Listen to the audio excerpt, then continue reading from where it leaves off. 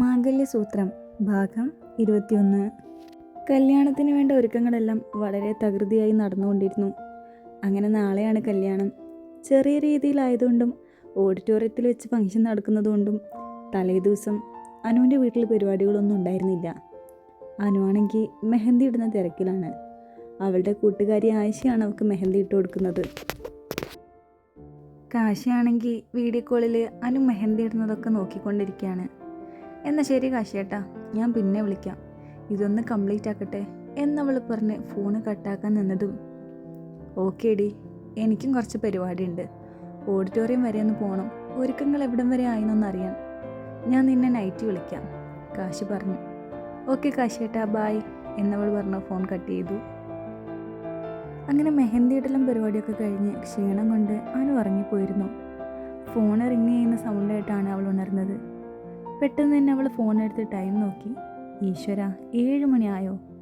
അതും പറഞ്ഞ് അവൾ ആ കോൾ എടുത്തു. കാശിയായിരുന്നു അത്. ഹലോ മാഡം, എന്താണ് ഫോൺ എടുക്കാൻ ഇത്ര താമസം? എന്താ പരിപാടി? മെഹന്തി ഇടലൊക്കെ കഴിഞ്ഞില്ലേ? ആ, അതൊക്കെ കഴിഞ്ഞു കാശിയേട്ടാ, ഞാനാണെങ്കിൽ ക്ഷീണം കൊണ്ട് ഉറങ്ങിപ്പോയി. ഇപ്പോൾ ഈ കോള് വന്നപ്പോഴാണ് എണീറ്റത്. ഉറങ്ങിക്കോ, നല്ലതുപോലെ ഉറങ്ങിക്കോ, നാളെ ചിലപ്പോൾ ഉറങ്ങാൻ പറ്റിയെന്ന് വരില്ലല്ലോ എന്ന് പറഞ്ഞവൻ ചിരിച്ചു. അവനെ കളിയാക്കാനെന്ന മട്ടിൽ അതെന്താ കാശിയേട്ട ഉറങ്ങാൻ പറ്റാത്തേ?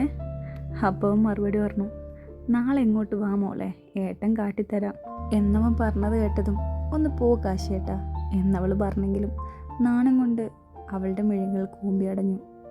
അവൾ ആകെ ചുവന്നു പോയി. പിന്നീട് അവൾ തന്നെ തുടർന്നു, ഇന്ന് ഓഡിറ്റോറിയമൊക്കെ കാണാൻ പോയിട്ട് എന്തായി? എല്ലാം സെറ്റായോ കാശിയേട്ടാ? ആ, റെഡി ആയിട്ടുണ്ടടി, ഇനി നമ്മൾ പോയിരുന്ന് താലി കെട്ടിയാൽ മതി എന്നവൻ പറഞ്ഞു. എൻ്റെ അനു, എനിക്ക് വയ്യടി കാത്തിരിക്കാൻ, നിന്നെ കാണാൻ തോന്നുക. അത് കേട്ടതും ഇന്നത്തെ രാത്രി കൂടി അല്ലേ ഉള്ളൂ മോനെ, കുറച്ചുകൂടി കാത്തിരിക്കേ എന്നവൾ പറഞ്ഞു. നമ്മുടെ സ്വപ്നങ്ങളല്ലേ നാളെ നടക്കാൻ പോകുന്നത്. അതെ കാശിയേട്ടാ. എന്നാൽ ശരി എൻ്റെ മോള്, കിടന്നുറങ്ങിക്കോ, നാളെ കാണാം.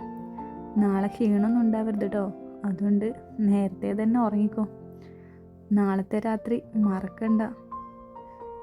എനിക്കിന്ന് ഉറങ്ങാൻ പറ്റുമെന്ന് തന്നെ തോന്നുന്നില്ല നാളത്തെ രാത്രി ഓർത്ത്.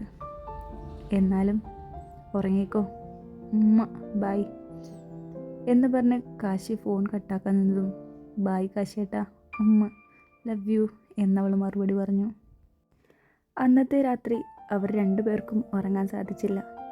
കാരണം നാളത്തെ ദിവസത്തെ ഓർത്ത്.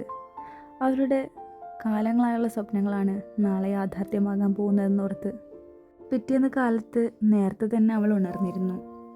എഴുന്നേറ്റ് പോയി കുളിച്ച് ഫ്രഷായി വന്നു. എന്തിനാണെന്ന് വെച്ചാൽ അമ്പലത്തിൽ പോയി തൊഴാൻ, തൻ്റെ കൃഷ്ണനെ കണ്ട് പുതിയൊരു ജീവിതത്തിലേക്ക് കടക്കാൻ പോകുകയാണെന്ന് പറഞ്ഞ് പ്രാർത്ഥിക്കാൻ വേണ്ടി. അങ്ങനെ അവൾ അമ്പലത്തിൽ ചെന്ന് തൻ്റെ കൃഷ്ണനെ കണ്ട് പ്രാർത്ഥിക്കാൻ തുടങ്ങി. ഞാൻ പുതിയൊരു ജീവിതത്തിലേക്ക് കടക്കാൻ പോവുകയാണ്, നീ അനുഗ്രഹിക്കണം, ഞങ്ങൾ സന്തോഷത്തോടെ മരണം വരെ ജീവിക്കാൻ സാധിക്കണം ഞങ്ങൾക്ക്. കഴിഞ്ഞ തവണ ഞാൻ ഇതേപോലെ വന്ന് പ്രാർത്ഥിച്ചതായിരുന്നു, നീ ഓർക്കുന്നുണ്ടോ? പഴയതൊന്നും ഞാനിപ്പോൾ ആലോചിക്കാറ് പോലുമില്ല, കാരണം അത്രയ്ക്ക് നല്ലൊരു മനുഷ്യനെയല്ലേ നീ എനിക്ക് വീണ്ടും തന്നത്. അപ്പോൾ ഇത് നീ തരാൻ വേണ്ടിയാണല്ലേ അന്ന് എന്നെ കുറേ സങ്കടപ്പെടുത്തിയേ? അപ്പോൾ എന്തായാലും താങ്ക്സ്. അപ്പോൾ എൻ്റെ കൂടെ ഉണ്ടാവണം കേട്ടോ. എന്നാൽ ഞാൻ പോട്ടെ, ബ്യൂട്ടീഷ്യൻ വന്നിട്ടുണ്ടാവും എന്നെ ഒരുക്കാൻ. അങ്ങനെ കൃഷ്ണനോട് തൻ്റെ കഥകൾ പറഞ്ഞതിന് ശേഷം അവിടെ നിന്ന് അവൾ വീട്ടിലേക്ക് പോയി. അങ്ങനെ വീട്ടിലെത്തിയതും ഫുഡൊക്കെ കഴിച്ച് അവൾ ഒരുങ്ങാനായിരുന്നു. സിമ്പിളായിട്ടുള്ള മേക്കപ്പും അതിന് മാച്ചായിട്ടുള്ള സിമ്പിൾ ഹെയർ സ്റ്റൈലും ആയിരുന്നു അവൾ തിരഞ്ഞെടുത്തത്. കാശ് കൊടുത്ത orange and golden colour sari എടുത്ത് ആഭരണങ്ങളെല്ലാം ഇട്ട് അവൾ സുന്ദരിയായി ഒരുങ്ങി. രണ്ടുപേരും കല്യാണ തിരക്കുകളിലായിരുന്നതുകൊണ്ട് അങ്ങോട്ടും ഇങ്ങോട്ടും കാണാനോ സംസാരിക്കാനോ അവർക്ക് കഴിഞ്ഞിരുന്നില്ല.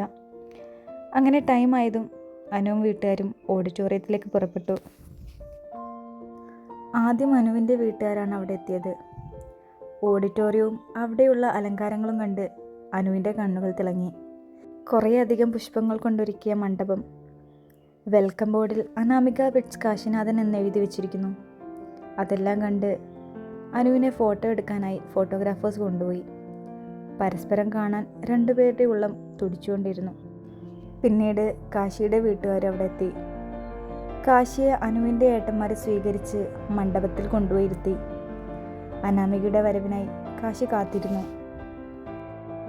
കുറച്ച് കഴിഞ്ഞപ്പോഴേക്കും ഫോട്ടോഷൂട്ട് കഴിഞ്ഞ് അനുവും തിരിച്ചെത്തി. പിന്നീട് താലപ്പൊലിയേറ്റ് ഓഡിറ്റോറിയത്തിലേക്ക് പോകാൻ അവളും തയ്യാറായി. അങ്ങനെ പെട്ടെന്ന് തന്നെ അനാമികയും കൂട്ടരും താലപ്പൊലിയേറ്റ് ഓഡിറ്റോറിയത്തിലേക്ക് കയറി. താലപ്പൊലി ഏന്തി വരുന്നവളെ കണ്ട് അവൻ്റെ കണ്ണുകൾ തിളങ്ങി.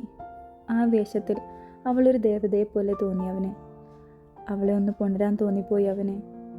അനുവിൻ്റെ അവസ്ഥയും അതുപോലെയായിരുന്നു. ഗോൾഡൻ കളർ ജുബയും മുണ്ടിലും കാശി അതീവ സുന്ദരനായിരുന്നു. അങ്ങനെ അനുവിനെയും കാശിയുടെ അടുത്തായി മണ്ഡപത്തിലിരുത്തി. അതേസമയം അവൻ്റെ കൈകൾ അവളുടെ കൈകളെ പൊതിഞ്ഞു പിടിച്ചിരുന്നു. ഉഫ്, എൻ്റെ പെണ്ണെ, എന്തൊരു സുന്ദരിയാ നീ. അവനത് പറഞ്ഞതും അവളാകെ ചുവന്നുപോയി. അങ്ങനെ മുഹൂർത്തമായി. കാശി അനുവിൻ്റെ കഴുത്തിൽ താലി ചാർത്തി. ആ സമയം സന്തോഷം കൊണ്ട് അനുവിൻ്റെ കണ്ണുകൾ നിറഞ്ഞിരുന്നു. പിന്നീട് അവൻ അവളുടെ സീമന്തരേഖയിൽ ചുവപ്പ് പടർത്തി. ഉടൻ തന്നെ കാശി അനുവിൻ്റെ നെറ്റിയിൽ ചുംബിച്ചിരുന്നു. അനു അതൊട്ടും പ്രതീക്ഷിച്ചിരുന്നില്ല. അവൾക്ക് നാണം കൊണ്ട് അവനെ നോക്കാനേ കഴിഞ്ഞില്ല.